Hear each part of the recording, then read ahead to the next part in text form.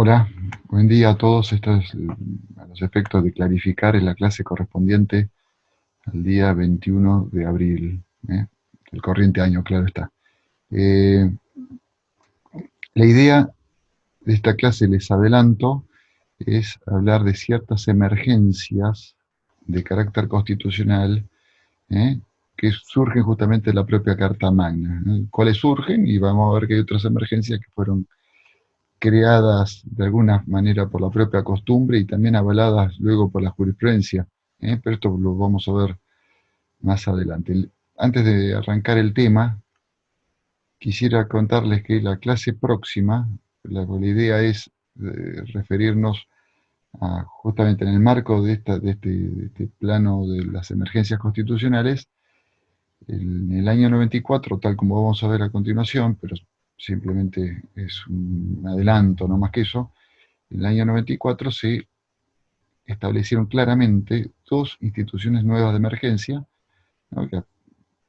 Dotando al Poder Ejecutivo de estas competencias, léase delegación legislativa y decretos de necesidad de urgencia. El tema de decretos de necesidad de urgencia, que ahora están muy en boga, porque básicamente es la única legislación que hoy está rigiendo, mejor dicho, me corrijo, la única legislación que se está emitiendo, que está haciendo, que está adquiriendo vida desde el punto de vista jurídico, son decretos emanados del Poder Ejecutivo Nacional y la adhesión también por medio de decretos los, por parte de los gobernadores y del jefe de gobierno de la Ciudad Autónoma de Buenos Aires. Razón por la cual esta cuestión de los decretos de necesidad de urgencia y la delegación legislativa va a ser motivo de una clase específica, la cual, reitero, vamos, como hemos dicho en otra oportunidad, recordaremos algunos conceptos básicos de estas instituciones. Voy a enviar, aprovecho para adelantar, voy a enviar un trabajo práctico, ¿no? Que veamos, compartamos y refresquemos estos conocimientos a tenor de comparándolo con la jurisprudencia de la Corte Suprema en su actual integración, o la integración anterior, le hace en la última década, en lo que tiene que ver en decretos de necesidad de urgencia. Y finalmente, lo último que quería comunicarles es que la próxima clase, le hace la del martes, hace martes 28, va a ser dictada por un colega y colaborador mío en la Facultad de Derecho de La Plata, el doctor Guillermo Cisercia, quien ya obviamente esto está arreglado y hablado con las autoridades de la Escuela del Cuerpo de Abogados del Estado, con lo cual está prevista su participación, y él va a exponer respecto a los decretos de urgencia, vinculándolos básicamente con la cuestión más práctica en lo que hoy se está viviendo, ¿no? Le hace la cantidad de normas que han sido emitidas por el Poder Ejecutivo, ¿sí? Y ver, en todo caso, obviamente sin la idea de establecer tomar una posición categórica, simplemente mostrar cuál es el panorama actual en esta materia, y ver, digamos, la teoría de los decretos de urgencia, cómo fue dado, cómo fue aceptándolo o no, depende de los casos, por parte de la jurisprudencia de la Corte Suprema, y finalmente el conjunto, el marco normativo que se está viviendo desde el mes de marzo de este año, ¿no? En la cantidad de decisiones por parte del Poder Ejecutivo que verán que en alguna manera se mezclan, reitero, esto es absolutamente a priorístico, hay elementos que se van mezclando, ¿no? Y amalgamando entre decreto de urgencia con delegación legislativa. Pero bueno, eso será motivo de la clase próxima, reitero, que la va a dar el abogado Guillermo Cisercia, ¿sí? Eh, Hecha esta breve presentación, la idea es hablar ahora de emergencias constitucionales, las que aparecen en la Constitución, y como dije hace un ratito, y algunas que fueron de alguna manera aceptadas, más allá de que no estén expresamente. Ahora vamos a ver en qué términos fueron o no aceptadas estas nuevas causales de emergencia o nuevos institutos de emergencia constitucional. Reitero, yo soy bastante, aclaro que soy bastante escéptico en la idea de incorporar institutos que no aparecen en la Constitución, pero bueno, la experiencia indica que sí ha habido algunas cuestiones que han sido aceptadas ahora, pero aunque sea décadas atrás, que las vamos a recordar. El sistema constitucional ideado en nuestro país a partir del año 1853, ¿no?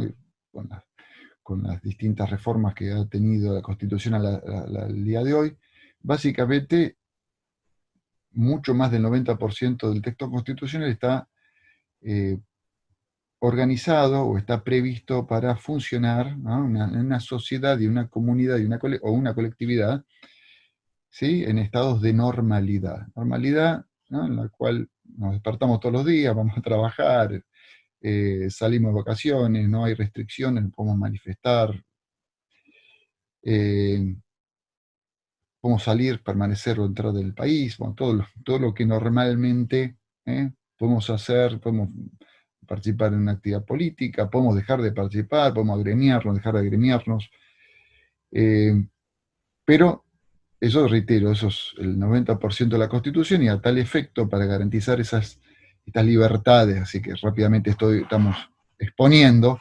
se establecieron una división de poderes a los efectos que nadie detente todo el poder y eventualmente si hay un poder que abusa de las competencias constitucionalmente asignadas, le ponga un freno, ¿sí? De ahí que la teoría de división de poderes, los efectos de contrabalancear y controlarse los poderes en forma mutua o recíproca, y en el sistema argentino ideado, por ejemplo, el artículo 1, que establece el sistema federal, tal como en alguna oportunidad lo hemos también hablado, también establece un triple orden doble o triple orden de gobierno, también es una manera de descentralizar el poder, ¿sí? A través de un Estado federal, Estados provinciales y claramente el artículo 5 y el 123 habla también de un Estado municipal, ¿no? O un tercer grado de gobierno, ¿sí? Con lo cual el poder de alguna manera se atomiza, se divide, ¿sí? Que nadie caiga en la tentación de ostentar todo el poder, y la experiencia indica que cuando alguien ostenta todo el poder sin controles tiende a abusarlo, es una experiencia histórica, sin hacer ninguna alusión en particular a ningún periodo en particular, simplemente reitero, es parte de la experiencia histórica, ¿no? Y de ahí la necesidad de dividirlo al poder y de controlarlo y limitarlo, de eso se trata. Entonces, decía, toda esta ingeniería constitucional fue no para establecer una organización de carácter burocrática por la burocracia en sí, sino que toda esta división de poderes y este triple orden de gobierno, la idea, reitero, no es del constituyente, no fue establecer solamente un Estado burocrático, sino garantizar libertades. El sistema constitucional está hecho para garantizar las libertades, ¿sí? Y en todo caso, si hay alguna vulneración, ¿eh? Tener una herramienta rápida y ágil a los efectos de tratar de restablecer al estado anterior, del ejercicio del pleno goce de la libertad. Entonces, esto, como estamos haciendo en esta breve presentación, o adelanto de la información que vamos a ver a continuación, esto es lo que debería ser, y como dijimos hace un rato, el texto constitucional está ideado justamente para que vivamos en esa época, en ese momento de esplendor, ¿no? Y de pleno uso y goce y disfrute de las libertades, que el sistema, tengamos en cuenta que el sistema no te obsequia, sino que el sistema reconoce. El sistema constitucional te reconoce libertades, no que te las regala. Te reconoce derechos y garantías, o mejor dicho, derechos, entendidos como prerrogativas que uno tiene aún en forma anterior al propio Estado, ¿sí? Con lo cual tenemos derechos de carácter natural a este ejercicio de libertades. Ahora, todo este estado ideal, ¿no? que obviamente que debería ser lo que siempre exista, sin embargo, hay ciertas situaciones en las cuales este estado ideal, por distintos motivos, empieza a alterarse. Y puede ser una guerra, puede ser una invasión, puede ser una convulsión social, puede ser un golpe de Estado, una cantidad de factores, ¿no? Que alteran el normal desenvolvimiento de la vida en paz, en una colectividad jurídicamente organizada. Para estos casos, y ahí hablamos del otro 10%, se acuerda que el 90% de la Constitución trata de la libertad y el ejercicio pleno de los derechos reconocidos en el texto constitucional, y el otro 10%, menos aún, en realidad estoy exagerando, dándole un 10%, menos aún, la Constitución refiere a algunas instituciones de emergencia, ¿sí? Cuando este estado de normalidad no existe. Y ahora vamos a mostrar unas imágenes que tengo, las cuales nos vamos a entretener, en las cuales veremos cómo, cómo el sistema constitucional prevé lo que se denomina emergencias constitucionales, ¿no? La emergencia, por definición, es un estado excepcional, ¿sí? Un estado excepcional en el cual, obviamente, también el propio sistema, para autopreservarse, también busca soluciones de carácter excepcional, no para que permanezca en el tiempo sine die, sino para los efectos de que, en forma rápida, tomar las decisiones que sean necesarias a los efectos de que luego se vuelva al estado de normalidad anterior, ¿sí? Eh, ahora voy a ir a algunas imágenes que tenemos acá preparadas. ¿Sí? Aquí estamos, acá estoy yo, el vértice superior derecho de la pantalla.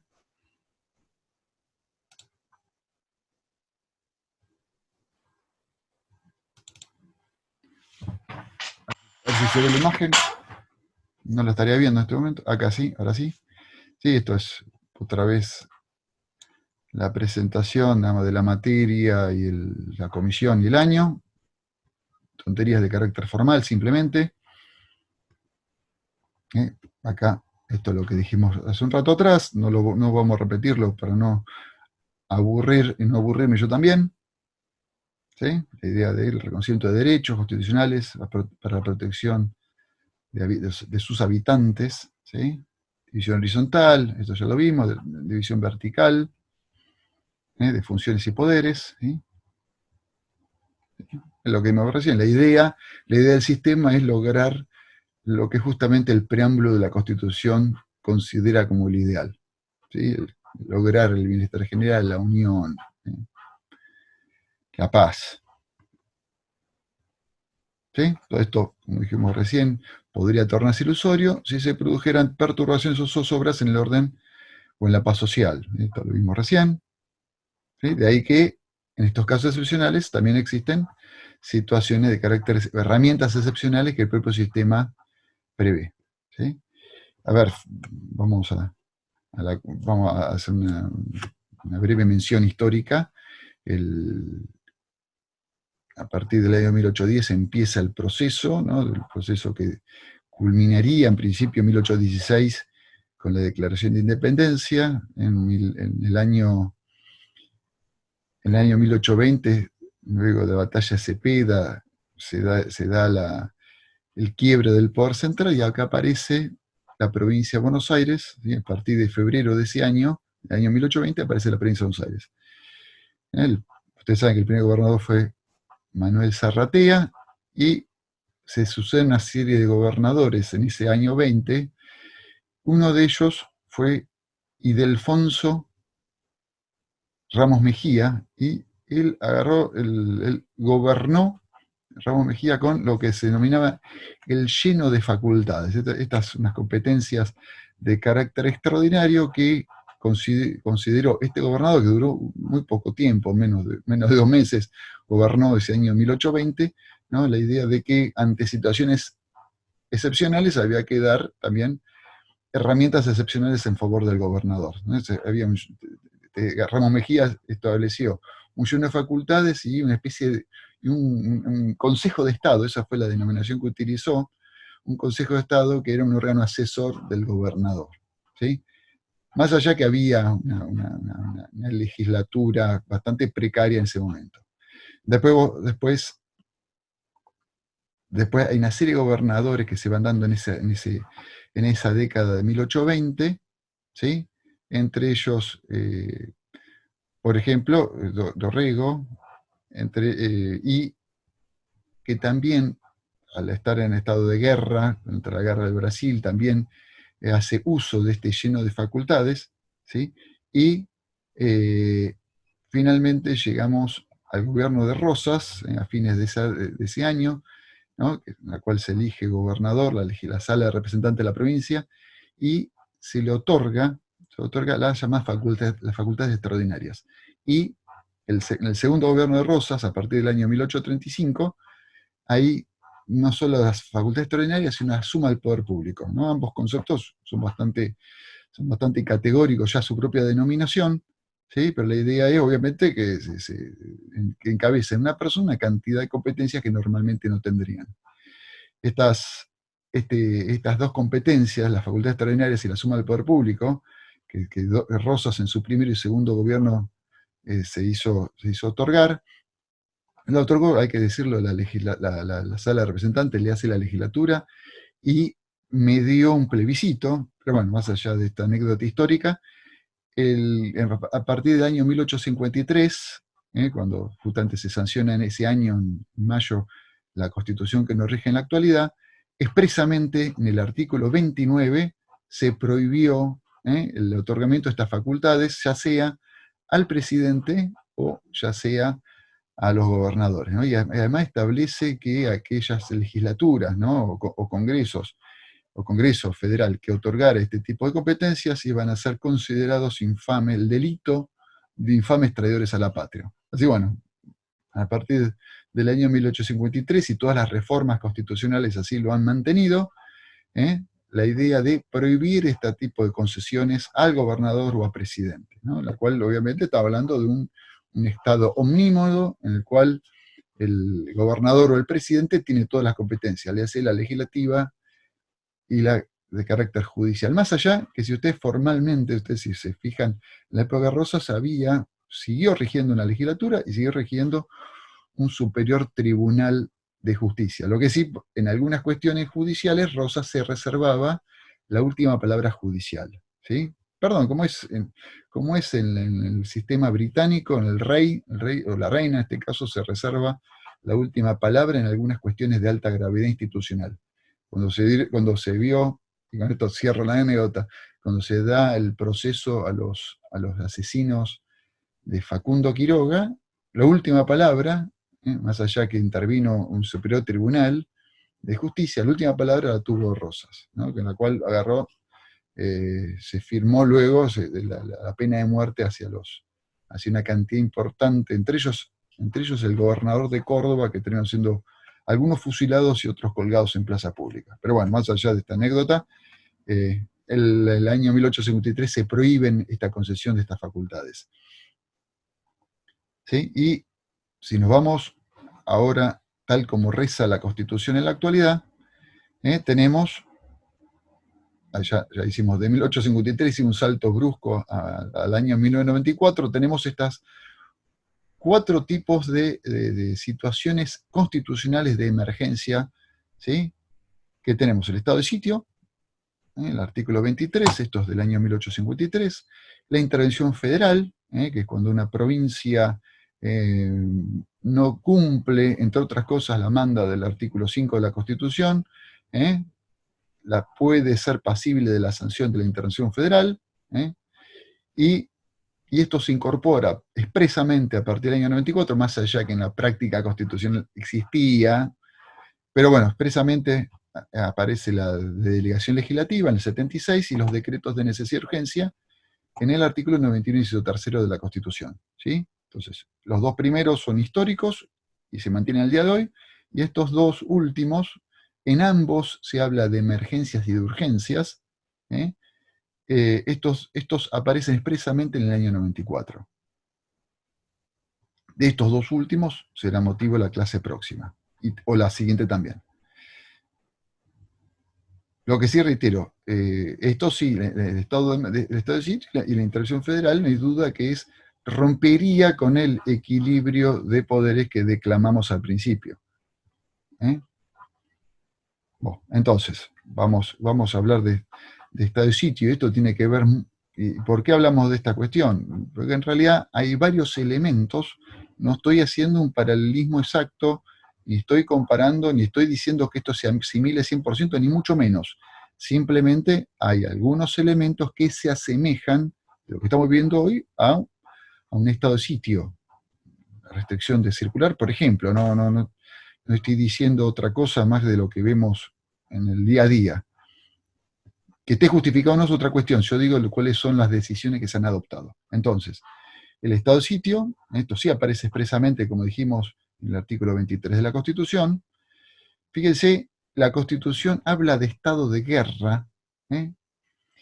En realidad, a ver, habla de los poderes de guerra del presidente, eso es lo que dice, que puede declararlo, obviamente con acuerdo del Congreso, etcétera, que es el jefe de las fuerzas Armadas, comandante en jefe, ¿sí? En tiempos de paz tiene el presidente la facultad de ordenar el traslado de tropa, etcétera, ¿sí? Pero no dice, la Constitución no dice cómo se debe vivir o si hay alguna limitación durante el estado de guerra, no hace ningún tipo de aclaración. Pero bueno, al menos habla de la guerra y que la posibilidad de que pueda vivirse en guerra no es lo deseable, pero puede suceder y el sistema lo prevé. Y finalmente acá vemos que esto sí, la Constitución no la menciona nunca es la llamada ley marcial, la cual, como vemos acá en esta filmina, fue dispuesta varias veces en nuestro país, aunque, como dice acá, de discutible más que discutible, de muy rara o muy difícil justificación constitucional, pero la experiencia indica que se ha utilizado. ¿Por qué hago referencia a estas cuestiones? Eh, no solamente en Argentina, sino en varios lugares del mundo. Luigi Ferrajoli, por hablar de uno, hablan de una suerte de similitud de lo que se está viviendo con esto del coronavirus con un estado de suerte de guerra, ¿no? En la cual a diferencia de otras guerras convencionales, hay un enemigo invisible o difícilmente detectable, para hablar con mayor precisión, ¿no? Y al tenor de esto, se toman decisiones de carácter excepcional, ¿sí? Dentro de la República Argentina también se ha hablado en términos bastante similares a los que estoy haciendo referencia, ¿no? Hablar de una guerra, ¿no? Que la vamos a ganar hasta de alguna manera, en algunos medios han transmitido, ¿no? Han hecho una exacerbación hasta de cuestiones nacionales, ¿no? De que las vamos a vencer, etcétera, una especie de un espíritu que los que somos más grandes le hemos vivido en alguna oportunidad, ¿sí? Esta exacerbar la cuestión nacional, ¿no? Para tratar de vencer a ese enemigo, ese enemigo que va contra nosotros, contra lo que tenemos, contra nuestra vida, en este caso la pandemia. Entonces, volvamos al tema, por eso hago referencia al estado de guerra y al estado de sitio, que si bien nunca fue declarado, que no fue declarado, sin embargo, hay algunos elementos que se asemejarían. La idea de lo que vamos a ver a continuación es ver cuál es el origen del estado de sitio, cuáles son las fuentes que hemos tenido del estado de sitio, las fuentes constitucionales, legales e históricas, y ver cómo fue en la práctica el estado de sitio en la República Argentina. Vamos a ver algo del estado marcial, de la llamada ley marcial, que ha tenido en algunos momentos de la historia argentina entre comillas, su momento de gloria, digo, entre comillas, en forma irónica lo estoy diciendo. Así, bueno, con esto supongo que nos vamos. Y después voy a hacer alusión a algunas experiencias recientes de países con los cuales tenemos algún grado de vínculo que nos puede resultar interesante. Simplemente ya adelanto algo de España y voy a hablar algo de Chile, que ahora vamos a ver por qué Chile, desde el punto de vista constitucional, en estas cuestiones es importante para nosotros. ¿Sí? Entonces, estado de sitio, tal como reza el artículo 23 de la Constitución, es una medida, se lo leo, de carácter excepcional, declarada por el Congreso como regla, en el supuesto de advertirse una situación de conmoción interior o de ataque exterior. Y la declaración de estado de sitio genera como consecuencia un incremento de las facultades del Poder Ejecutivo para que pueda adoptar decisiones tendientes a conjurar o atenuar los efectos no deseados de la situación creada. Bien, ahora vamos a ver, fíjense, el tema conmoción interior, como bien se lee, es un concepto jurídico indeterminado, con lo cual habrá que ver en qué caso qué se considera conmoción interior. El ataque exterior pareciera ser un poquitito más clara, ¿no?, que la noción. Fíjense,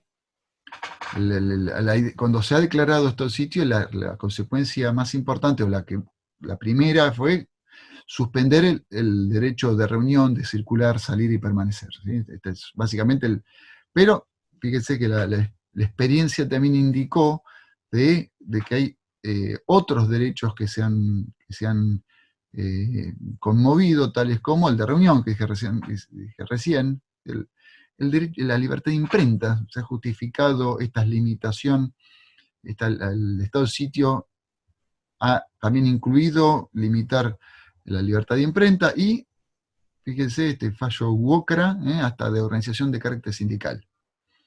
Estas son algunas consecuencias que ha producido el estado de sitio, más allá de entrar, salir y permanecer, o de manifestarse o de peticionar a las autoridades, tal como habla el artículo 14 de la Constitución. Entonces,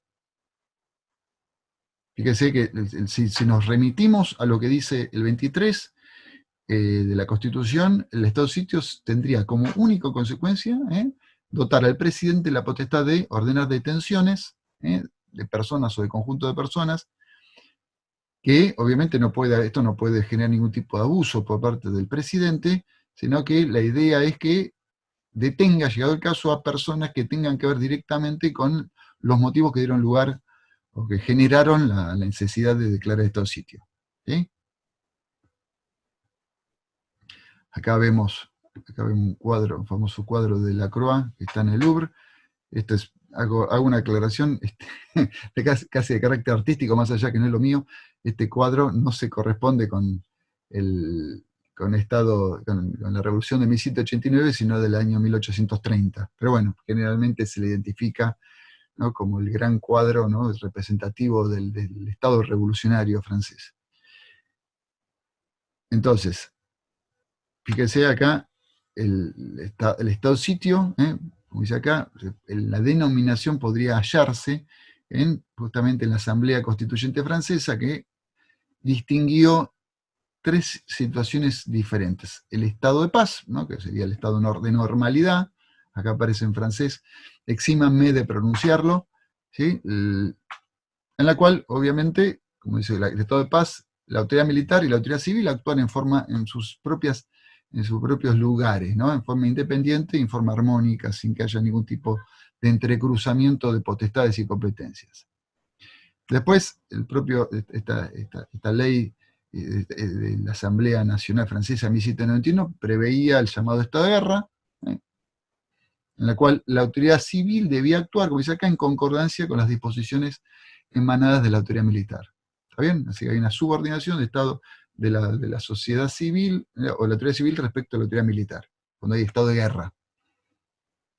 Y, por último, el estado de sitio, acá aparece en francés, leanlo ustedes, en la cual, como dice acá, todas las funciones que posee la autoridad civil para mantener el orden, como así también la policía interna, pasan al comandante militar, que las ejercita bajo su exclusiva responsabilidad. ¿Sí? Entonces, estos son los tres estados que preveía la normativa francesa, ¿sí?, que la normalidad, después la guerra, después esto es sitio. El sitio, como el nombre está indicando, es que la ciudad esté rodeada, así que en la cual claramente hay una amenaza de que sea invadida, ¿no?, y con todas las consecuencias nefastas que tienen, la experiencia también lo indica, una invasión de tropas extranjeras en un territorio, en un territorio enemigo, ¿no?, en la cual pasan las cosas más horrorosas, de saqueos, violaciones, muertes, una especie de aquelarre que se da en estos casos.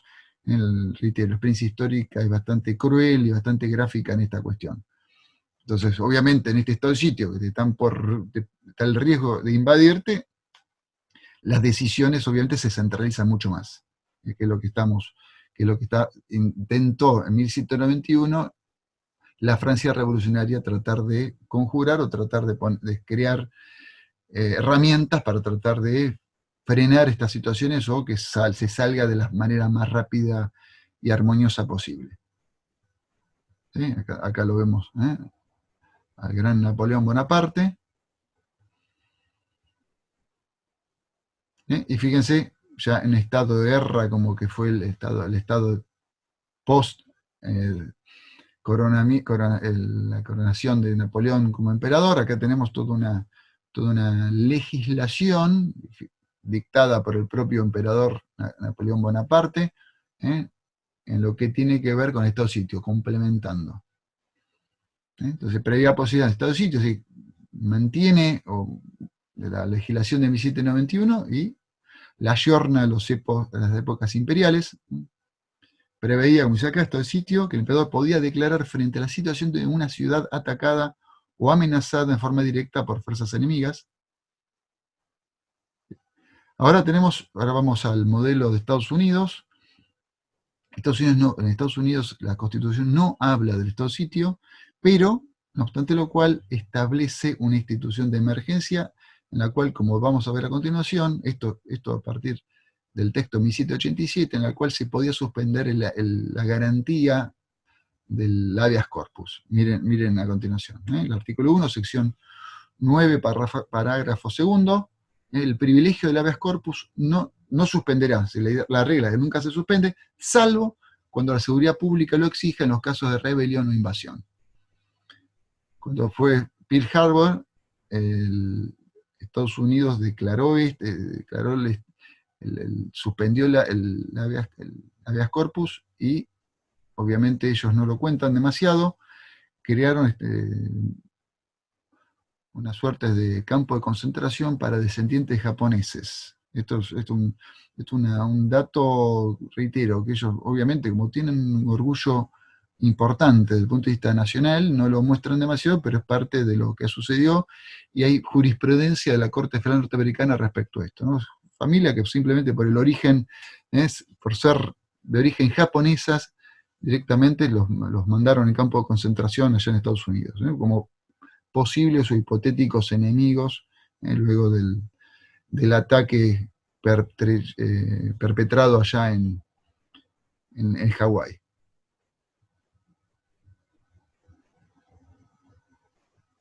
Fíjese, ahora vamos a la Constitución chilena de 1833.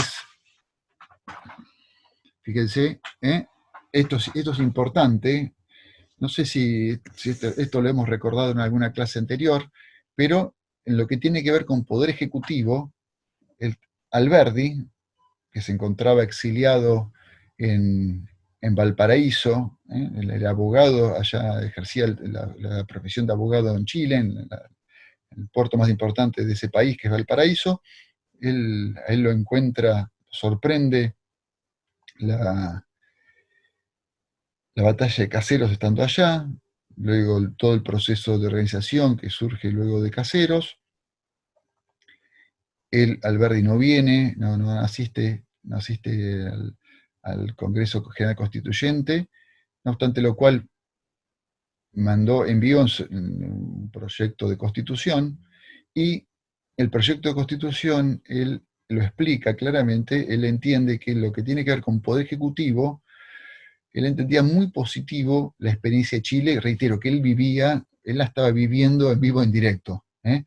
Entonces, el proyecto de Alberdi se toma como modelo la Constitución chilena de 1833. Y vamos a ver que la redacción del artículo 23 es una copia bastante fiel, no 100%, bastante fiel del texto chileno. Vamos a ver lo que dice el texto chileno a continuación, el texto de 1833. Fíjense, el 161 dice: declarado algún punto de la República en estado de sitio, se suspende el imperio de la Constitución en el territorio comprendido en la declaración, pero durante esa suspensión, en el caso de que usase el presidente de la República de facultades extraordinarias especiales concedidas por el Congreso, no podrá la autoridad pública condenar por sí ni aplicar penas. Las medidas que tomar en estos casos contra las personas no pueden exceder de un arresto o traslación a cualquier punto de la República. Fíjense, léanlo ustedes por su cuenta el artículo 23, van a ver que se asemeja bastante. Lo que no se asemeja es, fíjense, dice que ahí dice que se suspende el imperio de la Constitución. En realidad, el texto de 1853 dice que se suspenden garantías constitucionales. Sin embargo, el proyecto de Alberdi específicamente hablaba de suspender la vigencia de la Constitución. Fue más sabio el constituyente del 53 estableciendo la redacción que actualmente rige. Fíjense, acá está el proyecto. Fíjense el proyecto. Acá está, lo que dije recién. Honestamente no recordaba que estaba en esta filmina. Fíjense, habla de queda suspenso el imperio de la Constitución. Este fue el proyecto.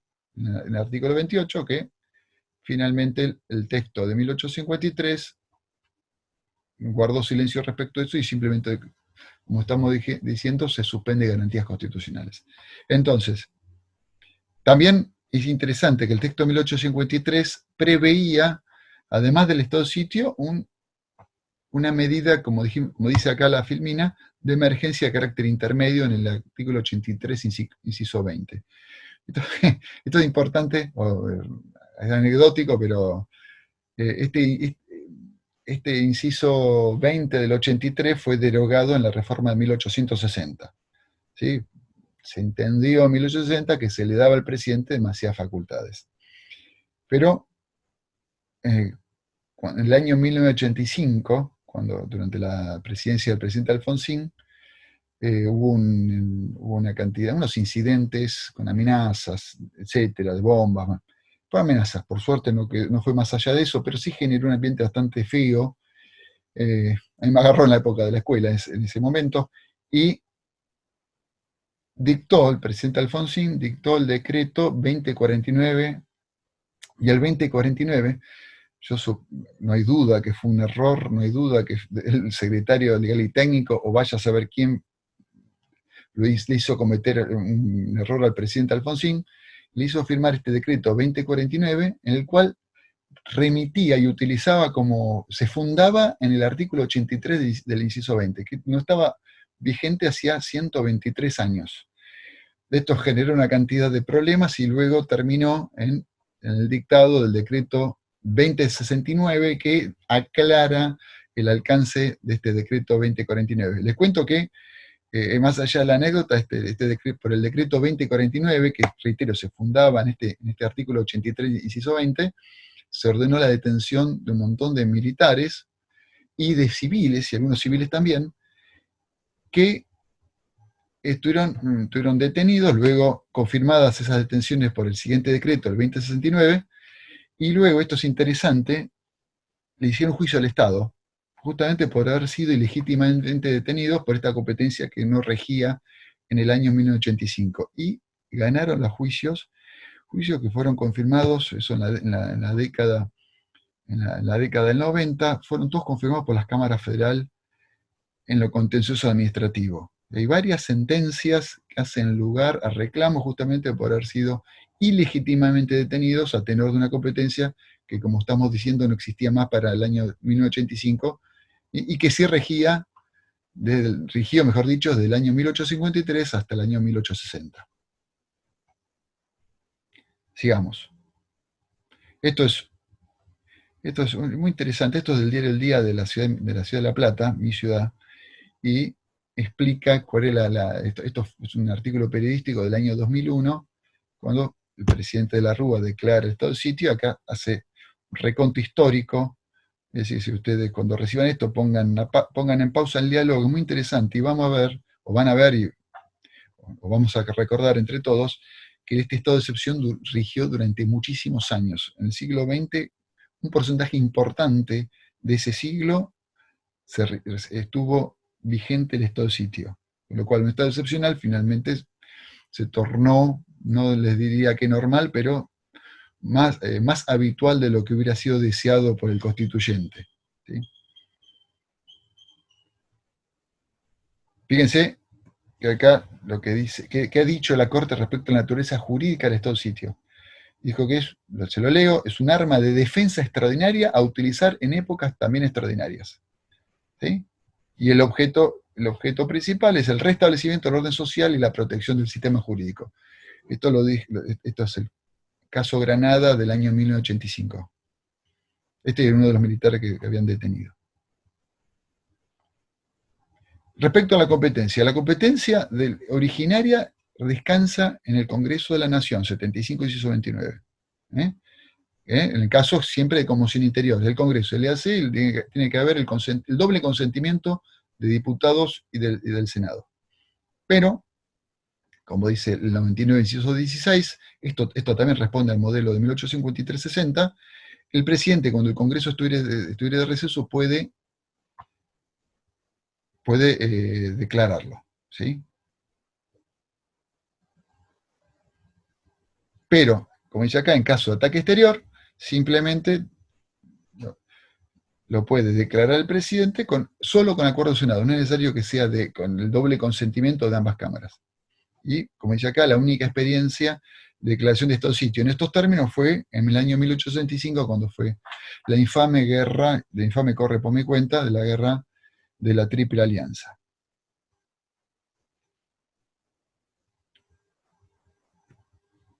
Respecto a la cuestión espacial, la propia Constitución dice que puede ser declarada en todo o en alguna de sus partes, ¿sí? En algunas partes del territorio, bien, esto también sigue el modelo de Chile. Y respecto al tiempo, obviamente, al ser medidas excepcionales, debe determinarse por cuánto tiempo rige la medida. Se supone que sine die, esto no puede, la anormalidad sine die es incompatible con un sistema constitucional. ¿Sí?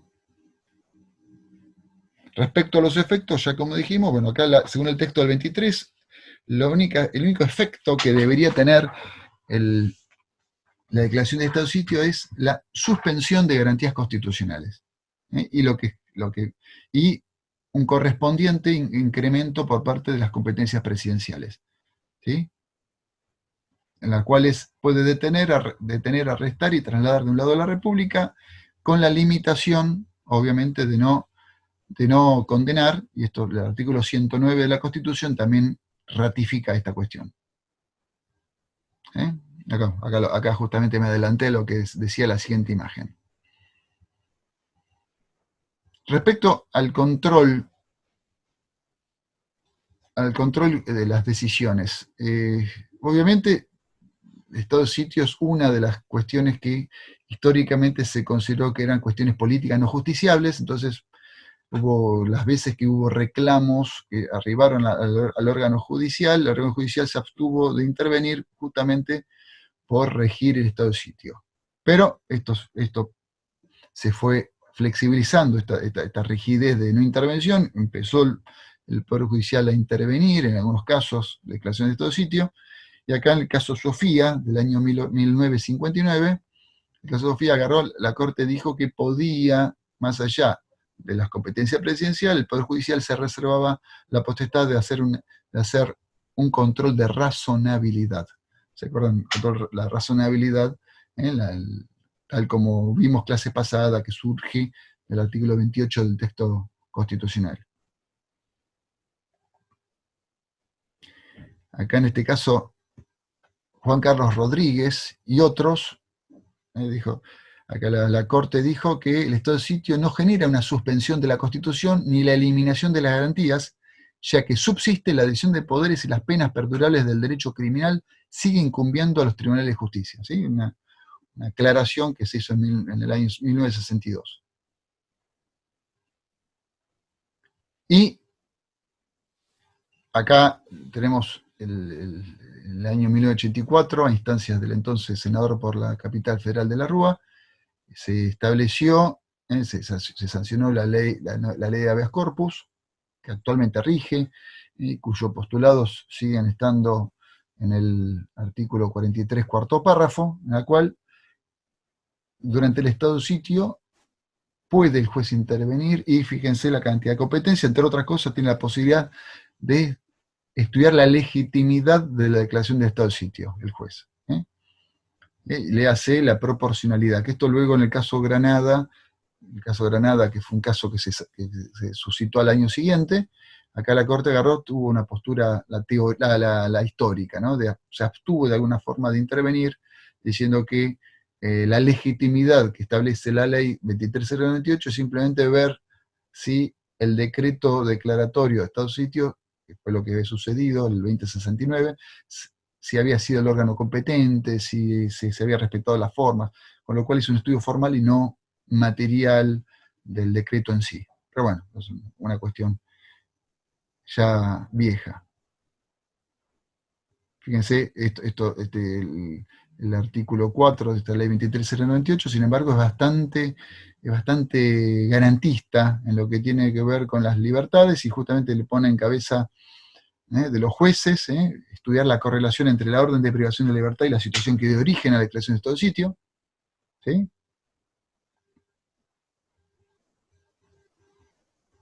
Otra, otra potestad del juez interviniente, agravación, deberá verificar si hubo agravamiento legítimo de la forma en condiciones en que se cumple la privación de la libertad, que en ningún caso, como dice la norma, podrá hacerse efectivo en establecimientos destinados a la ejecución de penas.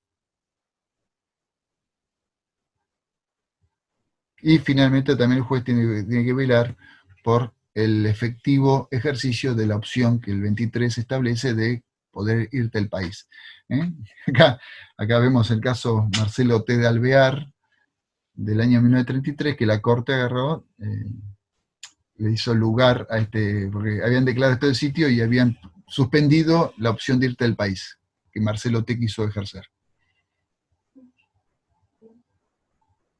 Y esto, como dijimos recién, la ley 23.098 luego fue receptada expresamente en el cuarto párrafo del 43, que rige el estado de sitio aún durante la rige el habeas corpus, aún durante la vigencia del estado de sitio. Y fíjense que el Pacto San José de Costa Rica también prevé la posibilidad, en el artículo 27, de que las garantías y derechos reconocidos en la Convención Americana de Derechos Humanos también pueda suspenderse, en caso, como dice acá, de guerra, peligro público y otra emergencia que amenace la independencia o seguridad del Estado parte. Este podrá adoptar disposiciones que, en la medida y por el tiempo estrictamente limitados a las exigencias de la situación, suspendan las obligaciones contraídas en virtud de esta convención, siempre que tales disposiciones no sean incompatibles con las demás obligaciones que le impone el Estado internacional y no entrañen discriminación alguna fundada en motivo de raza, color, sexo, idioma, religión u origen social. ¿Sí? Entonces, el Pacto de San José de Costa Rica también prevé la suspensión. Lo que sí pone en cabeza del Estado parte a noticiar a la autoridad, con sede en San José de Costa Rica, de la suspensión temporal de las garantías o de los derechos reconocidos en la Convención Interamericana. Acá, bueno, estas imágenes que lamentablemente hemos sido testigos. Acá el decreto en el cual se declara este sitio por 30 días, que duró muy poco tiempo. Ahora bien, como dijimos hace un rato atrás, la Constitución refiere a la posibilidad de declaración de la guerra. Y pone, en el artículo 75, del 25 al 28 y del 99, del 12 al 15, pone potestades, o mejor dicho, remarca y ratifica potestades presidenciales durante este periodo. Pero guarda silencio respecto a las libertades del resto de la ciudadanía, a ver si hay restricciones, si no las hay. La lógica indicaría que sí, pero bueno, el constituyente no hace alusión al respecto.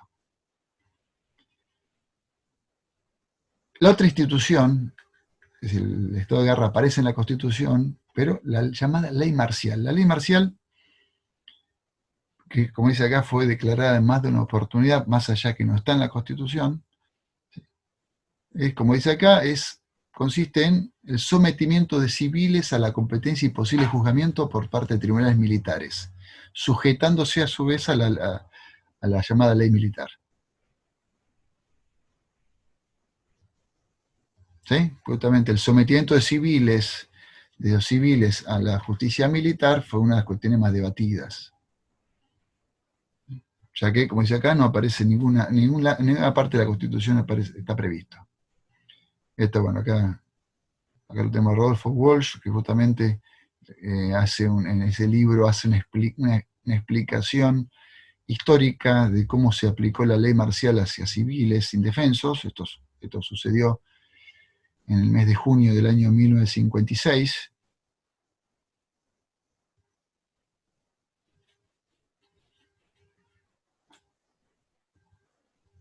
Obviamente, estos tribunales militares, que son de carácter administrativo, no serían órganos judiciales, con lo cual habría, como dice acá, una oposición al artículo 109. Serían tribunales de carácter administrativo, pero con competencia penal. Es algo bastante curioso. Penal en el sentido que aplica penas, a eso me estoy refiriendo.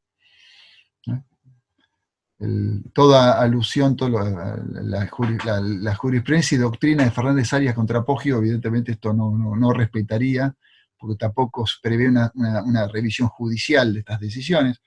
Así bueno. Acá, fíjense el estado de guerra y la ley marcial, que autores de la talla de Joaquín González o Rafael Bielsa explican qué es.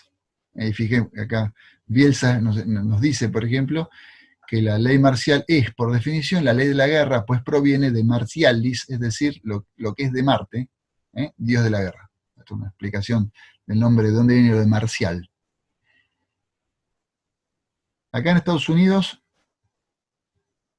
esto tiene que ver con la guerra de secesión. Acá la jurisprudencia norteamericana, la Corte Federal, en el caso Milligan, como dice acá, determinó que eran válidos tribunales militares solo en el supuesto de que los tribunales ordinarios no se encontraran disponibles o sin funcionamiento. En sentido contrario, no debería establecerse esta medida si los tribunales de justicia estuvieran funcionando de forma normal.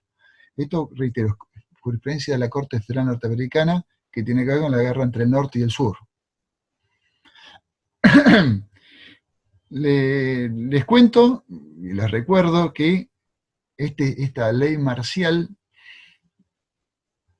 de alguna forma todavía está vigente en Estados Unidos, ¿no?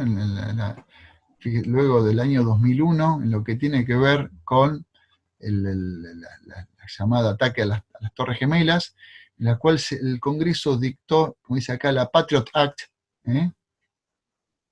por la que esto está vigente, se autoriza tanto el encarcelamiento sin juicio ni presentación de cargos y por tiempo indeterminado respecto a presuntos terroristas, lo que incluye una aplicación también extraterritorial de esas normas. Y esto fue, en la época de Obama, fue luego complementado con la National Defense Authorization Act. ¿Sí? Con lo cual esto fue ratificado y sigue vigente. Con lo cual te pueden ir de la famosa cárcel de Guantánamo, que te pueden agarrar y te traen de prepo ahí. Esto se hace también a tenor de estas potestades marciales que claramente el Congreso puso en cabeza del presidente y de la CIA, etcétera, ¿sí?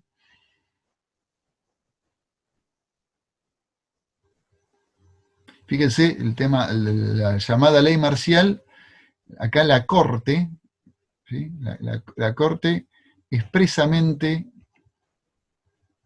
previó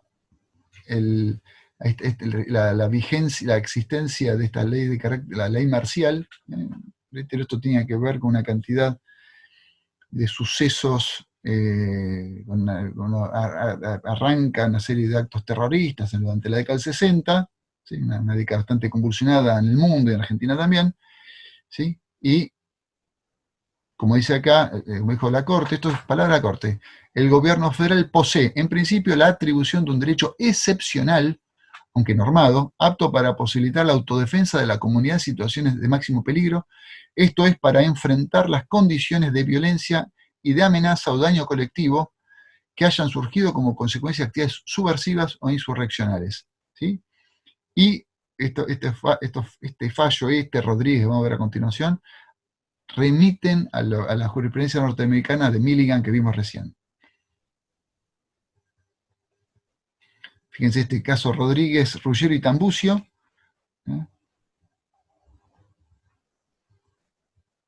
habla expresamente de un poder implícito, que es corolario de la facultad de las autoridades civiles de reprimir por la fuerza militar la violencia de la rebelión interna. ¿Sí? Estos reitero, nuestro máximo tribunal legitimó la existencia de este tipo de decisiones, de este tipo de instituciones. Reitero, que no aparecen, estamos hablando justificando que civiles puedan ser sometidos a tribunales militares, eso estoy hablando. Claro, no estoy diciendo que esto esté sucediendo ahora, digo, ni mucho menos. Simplemente estoy haciendo un reconto histórico de estas instituciones, cómo fueron funcionando en nuestro país, solamente eso.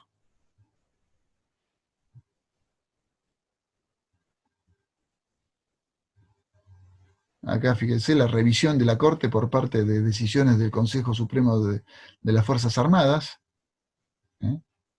Caso Silva,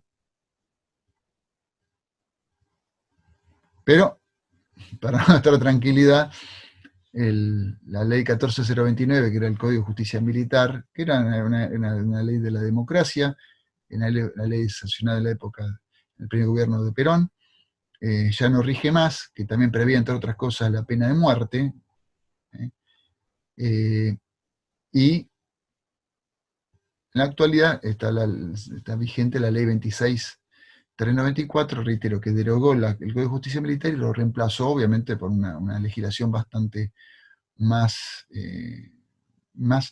compatible con un sistema de carácter democrático, pero establece un procedimiento penal militar para tiempos de guerra y otros conflictos armados. Esto aparece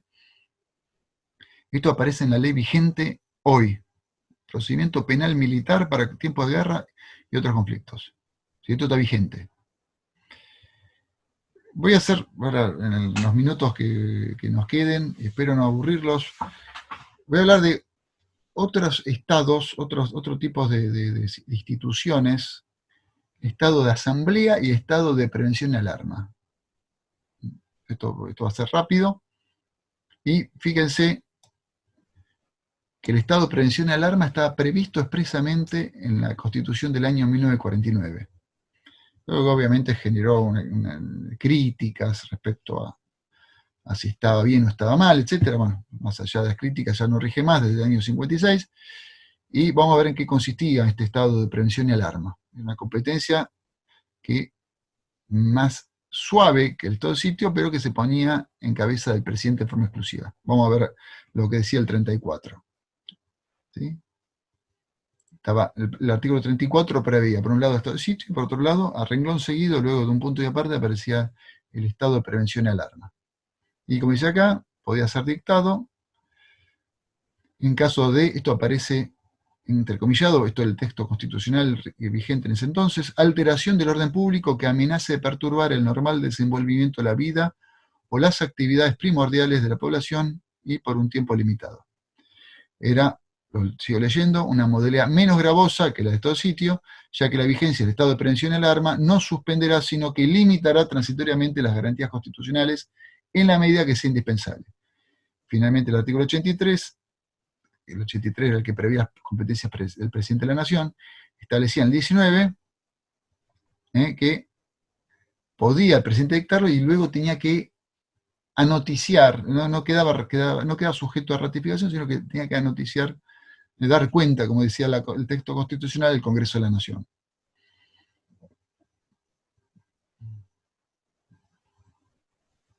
Fíjense, esto estado de prevención,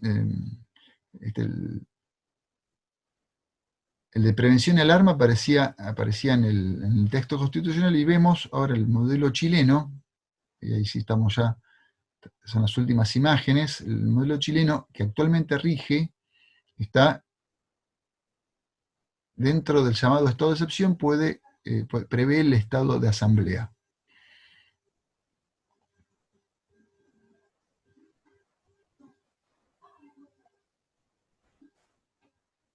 Y fíjense, el segundo inciso del artículo 40 establecía los llamados estados de excepción.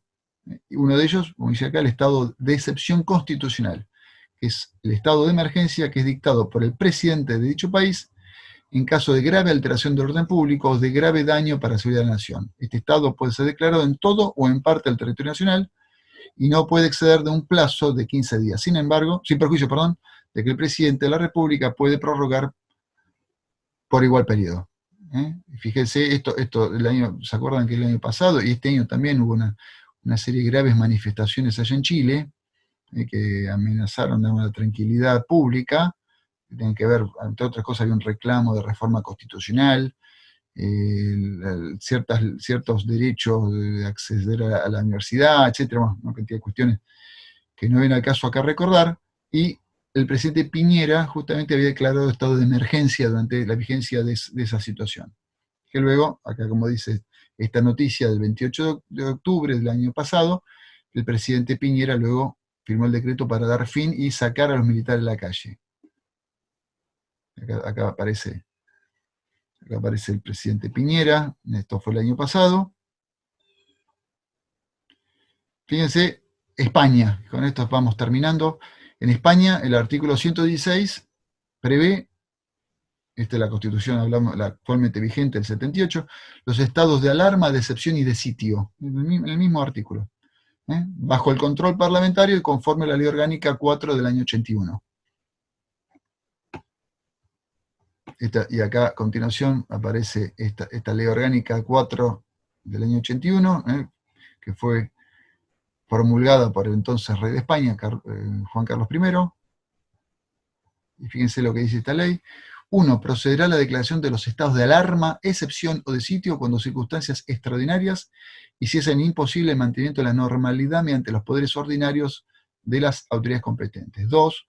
Las medidas a adoptar en los estados de alarma, excepción y sitio, así como la duración de los mismos, será en cualquier caso las de estrictamente indispensable, etc.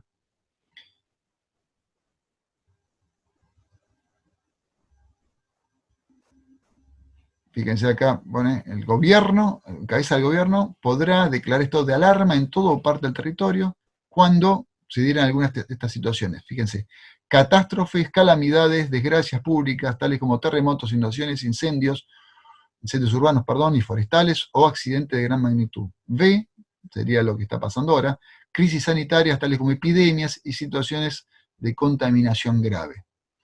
Y fíjense que a raíz de esto, estamos hablando ya este año, 14 de marzo del año 2020, el decreto real 463 del 14 de marzo, por el cual se declara estado de alarma para la gestión de la situación de crisis sanitaria ocasionada por el COVID-19.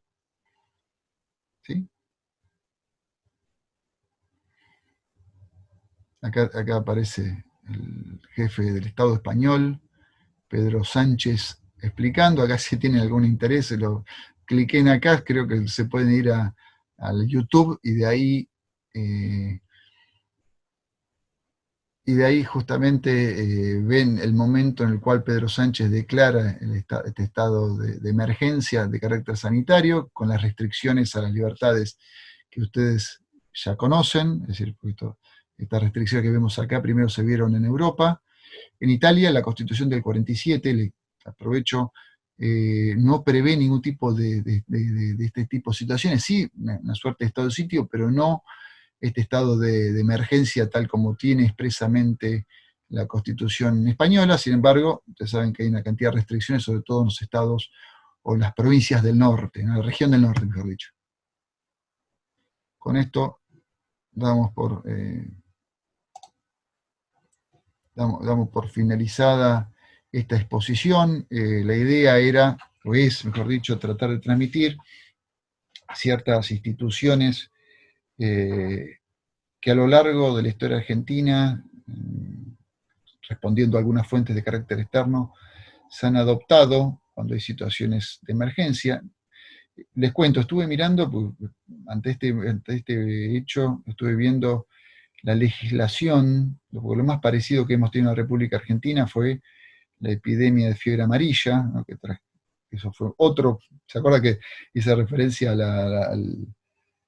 la guerra de la Triple Alianza contra el Paraguay? Bueno, las tropas que vinieron desde el frente de batalla trajeron, entre otras cosas, la fiebre amarilla, que generó, digamos, una epidemia bastante grave, muy grave, con muchísimos muertos en la ciudad de Buenos Aires. Un porcentaje de las de los habitantes de la ciudad capital de la República habían fallecieron justamente por esta enfermedad. Y reitero, estuve mirando la legislación y decretos dictados para entre el año 1870 y el año 1872, y le voy a ser sincero, no encontré actos de los poderes públicos referidos a este estado de emergencia, ¿no?, de sanitario. Sí encontré en el año 19, un decreto, perdón, me estoy confundiendo, es una ley del año 1948 por la cual la República Argentina adhería a un convenio internacional panamericano que tiene que ver con cuestiones de salud y obligatoriedad que tienen los estados partes de este convenio panamericano de anoticiar cuando hubiera algún tipo de enfermedad.